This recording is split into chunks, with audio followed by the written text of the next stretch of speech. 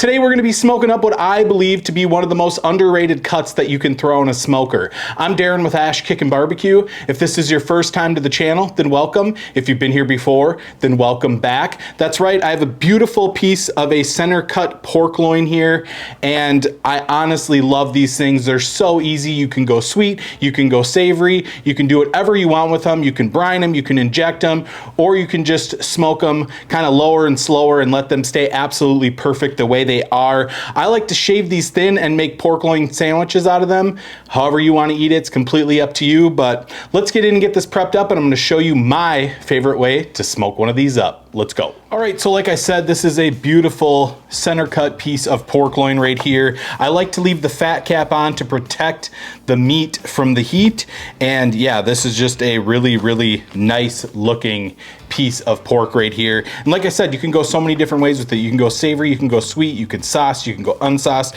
It's completely up to you, but these are super underrated in my opinion. So let's get this seasoned up. So I'm not usually a binder guy, but for this, I like to use a little bit of Dijon mustard, not much, just enough to get this to stick, because I did pull this out, dry it off with a paper towel. So the exterior surface is a little dry, so we just want a little something to help it stick. You can see I'm not using much at all.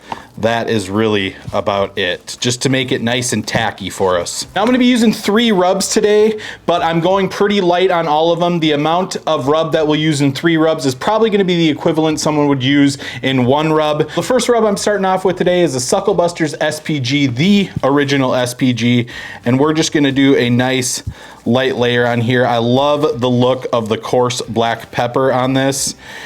It is just fantastic. Now we'll get the top side.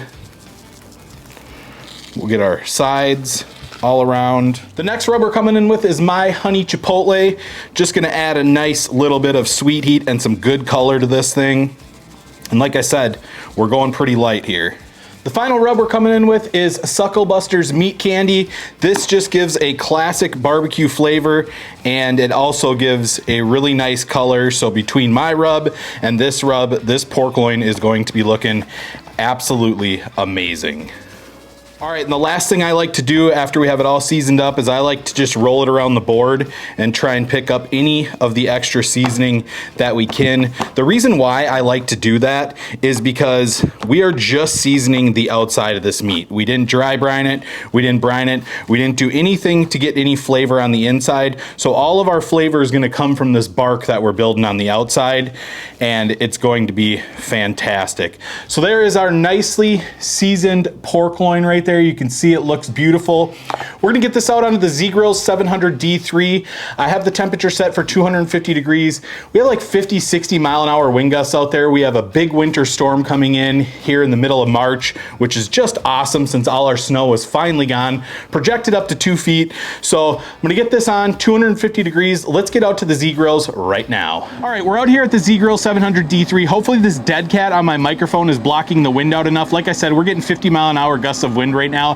The Z-Grill, however, is locked in at 250 degrees, which is why they are the sponsor of today's video.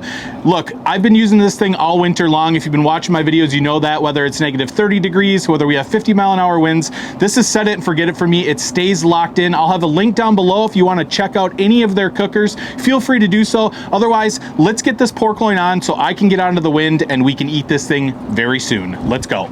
All right, so let's get this pork loin on the cooker, going dead center right here, locked in at 250 degrees. Now all I'm going to do is I'm just gonna take a probe here and kind of measure out the center. That looks good. And we're gonna go right in, right there. I'm gonna set an alert on this probe for 140 degrees. We'll pull it off, we'll let it rest. It'll carry up to that 145. It's gonna be juicy, it's gonna be tender, it's gonna be perfect. I'm not gonna be filming a lot outside due to the wind, so I'll bring you back when this thing hits 140 degrees and let you know how long it's been. See you then. All right, so it has been about 2 hours. We are sitting at 135 degrees right now. We have about 5 degrees to go. So this is the point where I want to get some sauce on it. And I'm going to be using the Sucklebusters Honey Barbecue Glaze and Finishing Sauce. It pairs really well with pork loin. So I'm just going to drizzle some over the top and get it all brushed in. You can see this is looking beautiful. We get another 5 degrees before we're gonna pull this. That's plenty of time to allow this sauce to tack up nicely. That wind is still whipping out here. Hopefully the audio's okay. And it smells absolutely amazing here. Great color. Everything looks really, really good. And there we go. That is looking beautiful. You can see we have a nice shine on there. I'm gonna let this go the last 5 degrees, and the next time you see this, it will be off and in the house resting. All right, so after a little over 2 hours, this is our pork loin right here. You can see it looks beautiful. We are sitting at 141.3 degrees. When I pulled this off, it was 140. It started to climb up, and that's what I'm talking about. It will carry up to that 145. I'm gonna let this rest for about 15 minutes or so. We'll slice into it. I'll show you one of my favorite ways to eat this thing. See you in a bit. All right, so we've let this beautiful pork loin rest. You can see the juice is loose on the board. Just look at that color. Man, that is a beautiful looking pork loin. So let's just slice down the middle and check that out. Absolutely beautiful. Tons of moisture in there. I think a lot of people overcook pork loin, and that's why I feel like it's so underrated. But I mean, that is just full of juice right there. Looks absolutely beautiful. So then I just like to come in and kind of shave it if I'm doing a sandwich. And I mean, I'm telling you right now, tender, juicy. Look at this thing. Just beautifully moist in there. I mean, come on, look at that thing. Just clapping around, beautiful. Let's actually take a little look here and see. Just pulls effortlessly. So we'll slice off a few slices here, just like so. Again, just so much moisture in there. You don't need to brine these. You don't need to inject them. You sure can if you want to add some more flavor. If you just find this kind of bland, I do not. I think it's fantastic.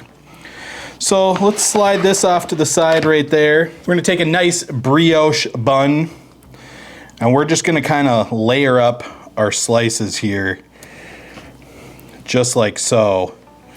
Oh, it smells fantastic. Just nice and smoky, just beautiful. Got a nice smoke ring on there. That looks great. Stack it up as high as you want to. I like to take a little bit of prepared horseradish here. I love horseradish. It's one of my favorite things, especially on pork loin. Just throw a little bit of that on there. It's good to clear out the sinuses, and with everything going around towards the end of winter and early spring here, we need it. Just like that. You can throw sauce on there, you can do what you want, but that is one of my favorite ways to eat this. Just a beautiful sandwich on a brioche bun. Looks fantastic. Let's give this a try. All right, so like I said, that was about a little over 2 hours on the cook. If you wanted it to be quicker, you sure could bump it up, cook it at 300, cook it at 325, whatever you want to do. If you want to grill this off, you can do that as well. If you want to cook at 225 and get some extra smoke flavor on there, go for that. This is just such a great cut to do so many things with it. Like I said, you can go sweet, you can go savory, you can go sweet and savory, you can go hot and fast, low and slow. It's really a great cut, and that's why I think it's so underrated. All right. Enough yapping, let's give this a try.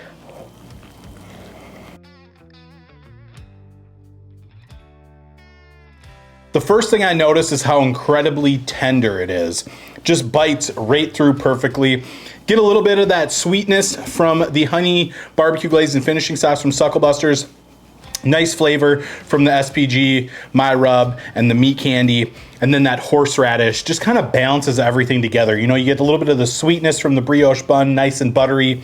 Then you get the tender meat along with the sweet sauce and then that horseradish. This is fantastic. I'm telling y'all right now, you gotta give this a try. It's super simple and it's super delicious.